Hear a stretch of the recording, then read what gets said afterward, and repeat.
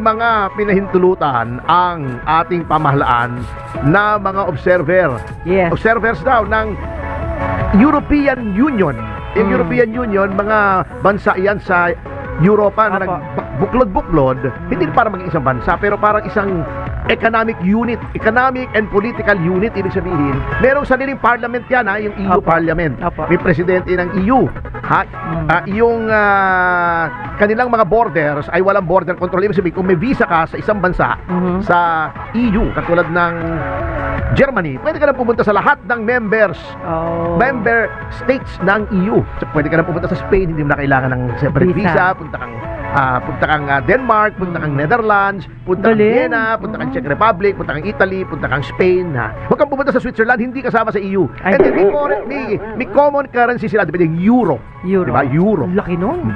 Anyway, ang ginagawa nga nila ay magpapadala daw. Ewan ko kung nandito na, ha, kasi Opo. sa Lunes na po yung eleksyon eh. Opo. Hindi naman tayo magkikita-kita sa Lunes at Opo. special coverage syempre Ang ating studio. DWIC at Yes. ang Aliw Broadcasting Studio at Yes. tuloy Channel 23. Nasanay kasi ako Studio 23 to eh. Opo. Di ba? Yan ay ating binatikos noong isang araw. Opo, na sabi yes, ko sir, pangingi yes, sir. alam ito. Napapraning sila sa China pero pinababayaan nila ito. Pero ito nagtataka ko. Humingi ng permiso itong mga observers. Tatundaan pala, napakarami. Ngayon, ang pinakamaraming pinadala ng mga observers na banyaga dito sa atin.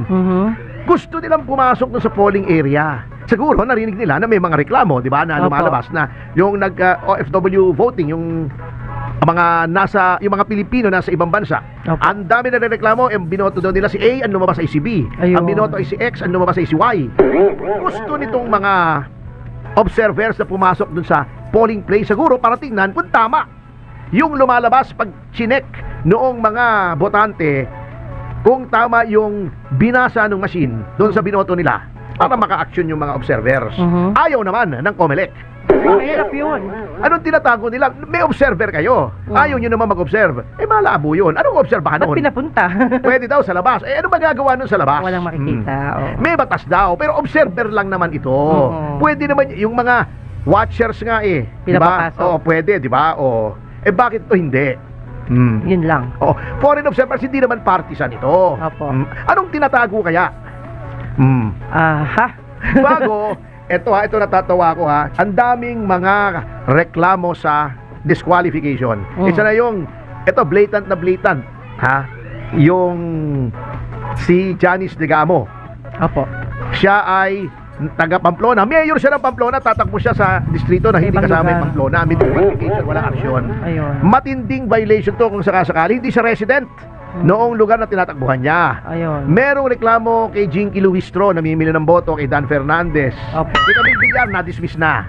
Yung kay Camille. Nalinis. Yan. Wala daw vote buying. Meron kay Hani Lacuna, kay Isko Moreno, marami. Opo. Kay Stella Kimbo, walang aksyon. Ito, vote buying ito. Matindi to. Etong isang kandidato rito sa Pasig na nag-joke lang, granted. Granted, ang joke niya in poor taste, di ba? Opo. Yung sinabi niya Against solo parents. Oo, yung mga solo, ano ba, single mothers daw Single mom. Oo, pwedeng maki-apid sa kanya. Napakasagwa nung joke. Pero para sa akin lang, sa aking humble opinion, hindi cause ng disqualification yan na masagwa. Para o in sa poor biro taste. niya, sa biro Oo, niya. pangit yung biro. Oo, pangit talaga yung biro. Opo. Pero hindi dahilan para i-disqualify. Correct. Ang dinisqualify nyo yung mga namimili ng boto. Ayun. 'Di ba? Yung mga nananakot. 'Di ba? Yung umaabuso sa resources ng gobyerno. I-DQ nyo ito. Bakit nga nagkaganon? Ang weird nga ngayon. Sakay ha. Sasabihin nila, tinutupad nila election law. Ba't yung mga malalaking mga poster? Ang tagal nyong hearing. Res ipsa loquitur. May billboard. Halimbawa, si Dan Marcoleta, o kaya si Francis Tolentino, kahit sino, kahit ating pinapaboran, sitahin natin, batas yan Opo. Hindi pwede tayo magpabor pagdating sa batas. O si Aimee Marcos, di ba? O si Brian Yansuan. Marami. O yung ako, Ilocano, Party List, Bong Revilla. Ang lalaki ng billboard. Okay ha? Ako, may billboard din tayo, ano? Hindi ka pwedeng mag-billboard. Hindi ilalagay Hindi yung basta-basta. billboard mo nang hindi sigurado yung may-ari ng billboard, yung Ay agency, pumayag. na ikaw mismo ay pumayag na ilagay yung pangalan mo sa billboard. Opo. Sa makatuwid baga, Kapag ang mukha mo, pangalan mo ay nasa billboard, hindi maaring hindi mo alam yon.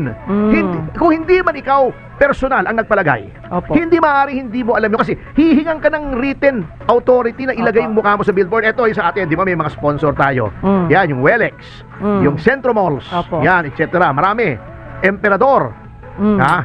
Yun lamang logo nila na ilalagay mo, na sponsors natin sa billboard. Hindi papayag na ilagay sa billboard yon unless may maipakikita kang tutunayan na yung mga kumpanyang yon ay pumayag Ayun. na ilagay yung logo nila sa billboard. Higpit pala. So, ibig sabihin, lalo na kung Kandidato. two stories ang pagmumukha mo, katulad ni Bong Revilla sa EDSA. Ni Francis Tolentino, si Benhar Abalos. Huwag mo sabihin hindi nila alam yung kalokohan at huwag mo sabihin hindi nila nakikita yon. Kung hindi mo man alam yon, pagpalagay na natin, although imposible, sinasabi ko sa inyo. Tayo may experience sa billboard Opo. kaya kalokohin nyo yung lelong yung panot pag sinabi nyo, hindi nyo alam yan. Hindi mo nakita yan. Pag nakita mo yan, oversized. Sasabihin mo na, sino bang billboard company, hanapin mo, patanggal mo yan. Ayun. Violation yan ng election code. Attorney, may namamahala sa billboard, baka yun naman ang dahilan. Alin? Yung namamahala ng billboard. Dahilan para? Sila yung walang time para magtanggal. Ay, hindi pwede yun. Huwag mo sabihin, hindi nakikita ng COMELEC. Hindi nila nakikita yon. Ay. The mere fact na malaki yon, patanggal mo. Yun. Yung mga nasa bahay nga, di ba, natatanda mo, nagkakaso pa sa Supreme Court. Yun ang... Yung simbahan, may akong malaking billboard. Nilagay sila Pinatanggal nila. Ang dami nilang pinatatanggal sa bahay, sa mga gusali. Bakit yung malalaking billboard? Totoong billboard yun. Opo. Hindi na nakikita yon.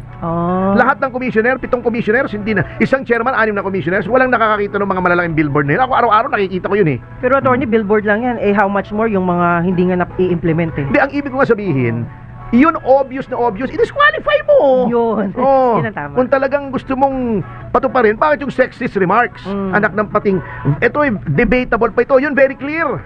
2x3 ba yun? Matagal yun, di ba? Di ba? 2 kilometers by 3 kilometers yata. 2 meters by 3 meters eh. Allah. Pero Anak ng pating. Mas malaki pa sa bahay ko yung mga billboard eh. Napakarami naman palang babantayan, sir. Ayun na, hindi mo na nga babantayan. Kita na nga eh. Anak ng pating naman buhay ito. Itong disqualify mo, hindi ko sinasabing huwag niyong i-disqualify kung may violation. Ano bang violation itong taong to? Kita mo ha? Ang violation daw ng tao ay yung Safe Spaces Act, etc. Ang akin, wala namang automatic na ganun eh, na pag hindi naman husgado ang COMELEC para sabihin guilty na at Opo. i-disqualify mo. Kalokohan ito eh. Ha? Pinipili lang naman niya eh. Kaya nga, may mapakita lang kayo na disqualify nyo, napakaliit na offense, na debatable pa, yung mga obvious, Yes. na may video na namimigay ng pera, ayaw nyo disqualify. Yung obvious na lumalaban sa isang distrito, na wala naman siya, mayor siya ng ibang ng bayan sa ibang distrito, walang residence, hindi nyo ma-disqualify, may petition na. Anong klase yan? Wala eh, naman, na sirang-sira talagang kredibilidad. Alam mo, never has the COMELEC been in such low regard as today. At dahil nga, mali yata yung appointment ni Pangulong Marcos sa chairman. On top of so many wrong appointments, katulad ni Jay Ruiz, may cloud agad, hindi tuloy mapakita yung mukha niya. Kasi tuwing makikita yung mukha niya, maalala yung kontrata, natatakot siya magpakita sa publiko. Nakikita niyo ba yung mukha ni Jay Ruiz? Di naman eh. Ang pinapakita yung mukha, yung kay Claire Castro, siguro sabi ni Jay Ruiz, hayaan mong ikaw murahin ng murahin, basta hindi kontrata ko, bahala ka sa buhay mo, pag mumurahin ka dyan, lumalabas tuloy yung mga inconsistent na mga statements niya. Nung siya ay komentarista. At least tayo, consistent tayo, wala tayong pinipiling kakampi o kalaban dito, kahit yung mga kapartido natin, ibig sabihin, kapartido ko. Full disclosure, card-carrying member ako ng PDP laban. Pero pagdating sa batas, walang parti-partido dyan.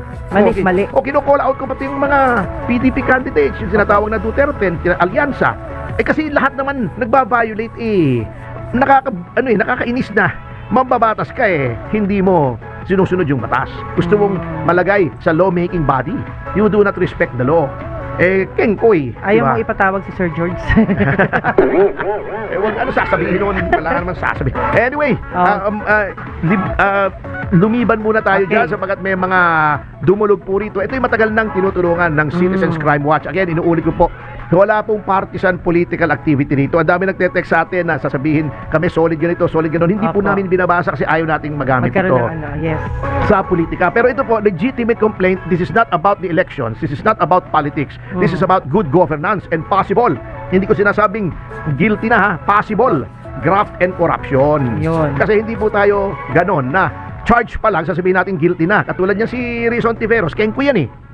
Kita mo, nagsalita siya. tama daw, buti nga daw na na-charge na si Harry Roque at si Cassandra Leong. They got what was coming to them. Deserve daw. Akala mo guilty na. Eh kung ganun pala ang philosophy ni Senator Ontiveros, di you also got what was coming to you nung nadimanda ka for wiretapping. Di ba nakadimanda ka sa korte ng wiretapping? meron ba? Meron, criminal offense. Di ba? Di you also got what's coming Hindi to you. napapansin. Oo. Kung yun ang philosophy, charge pa lang, para sa'yo guilty na, edi guilty ka na ng wiretapping. Di ba charge ka namin ng witness tampering? Sinusuhulan mo yung mga witnesses sa formally.